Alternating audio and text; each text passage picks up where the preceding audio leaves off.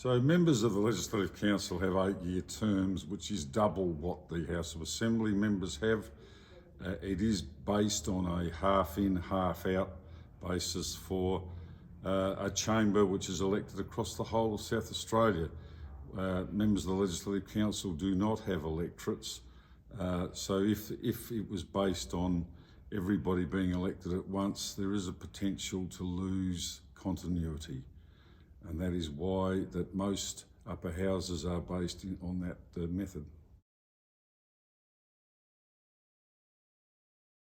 So in the half a century since any government has had control of the upper house in South Australia, we have seen a range of different numbers of crossbench members, from 1 up to I think at least 7, maybe 8 at one stage.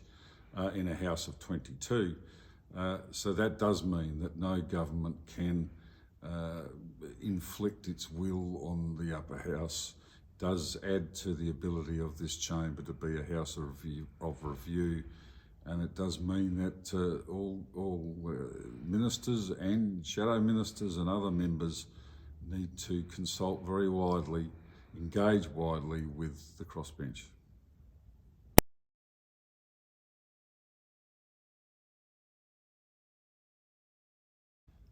So the government in the Legislative Council is led by the senior minister in this chamber, who currently is the Treasurer, but also serves in the role of Leader of Government. We also have a Leader of the Opposition in the Legislative Council and a Deputy Leader of the Opposition. We don't have a Deputy Leader of the Government, but we also have 2 other ministers. There can be up to 4 ministers in this chamber. But the leadership also is shared by the very important people who hold the roles of whips.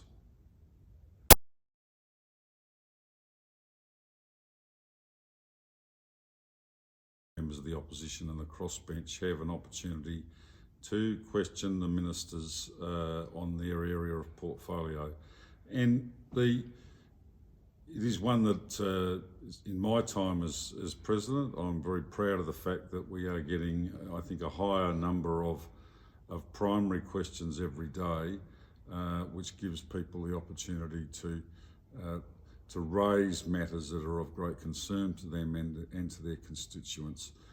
It is a time of contests of ideas, and it can be rather rowdy at times, but it is my role to control that, but making sure it's fair to everybody.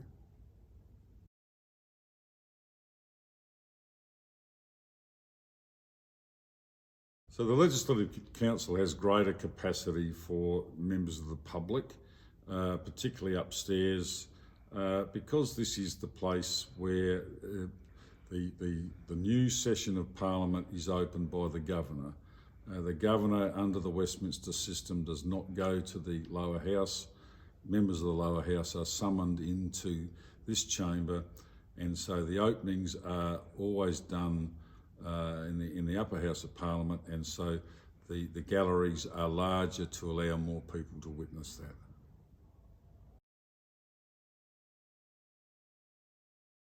So the Legislative Council, like the Senate, like the House of Lords, as an upper house, is red. It is the traditional royal colour. Like most things in the Westminster system, these traditions come from the original Parliament in the United Kingdom, where of course the lower house is green. The name is the House of Commons because parliaments were first established in small towns and communities in local parks or commons, which are green.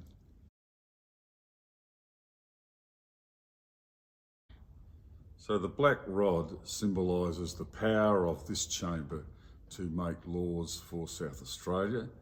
The deputy clerk, or the gentleman usher of the black rod, is the person who has the power of using the black rod, and that is a role is traditionally there in upper houses throughout the Westminster system. South Australia had the first female usher of the Black Rod, later to be Clerk, Mrs. Jan Davis. And of course that created, she was the first in the Commonwealth, and that created great discussion because the term gentleman had to be removed from her title.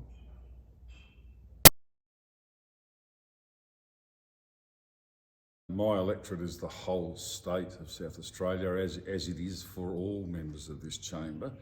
Our boundaries never change.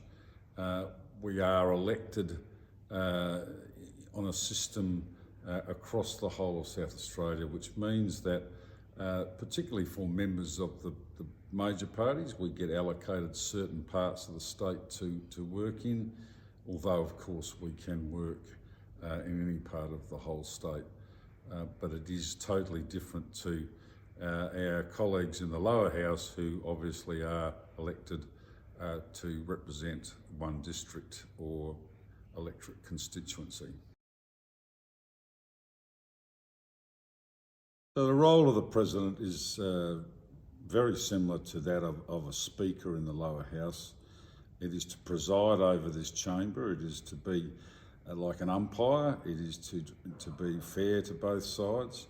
Sometimes people, when you come from one side, they think you're too soft on the other team, and the other team still think you're too kind to your own mob. And if that's how it finishes, that's not a bad result.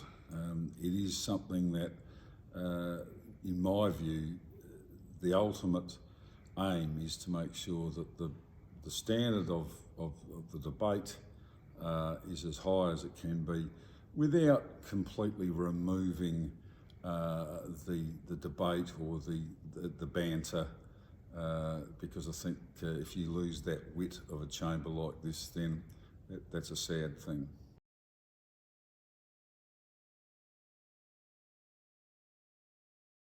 In the Legislative Council, the President does not have an elected deputy. So rather than having a chairman of committees, as the lower house does, a deputy speaker who fills that role, the President fills that role. And so when we move into committee, I move out of this chair and move to the chair below, between the clerks, when we examine legislation in the Committee of the Whole. So after a bill is read a second time, the House moves into the Committee of the Whole, and that is where the President becomes the chairman of the Committee of the Whole, with the assistance of the clerk and the usher of the Black Rod.